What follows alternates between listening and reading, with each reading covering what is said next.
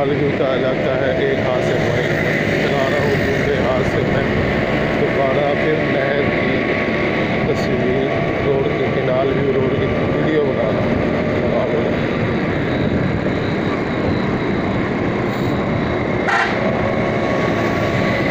तो इसके बाद नया पुल लगेगा और नए पुल की वीडियो,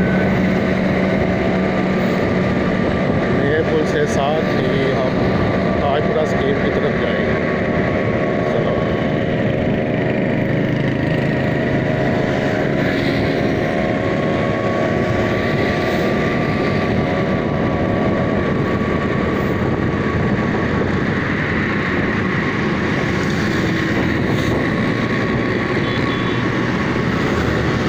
ये नया पुल आ गया सामने, हरपंसपुरा फतेहगढ़ का बोर्ड के साथ है।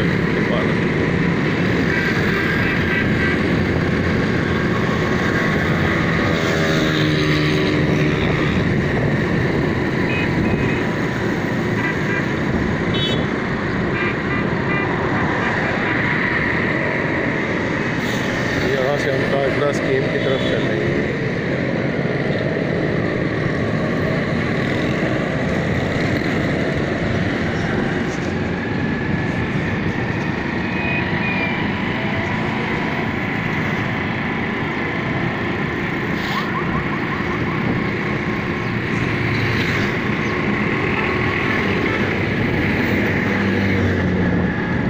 एक हाथ से बाइक चल रही है और दूसरे हाथ से वीडियो बार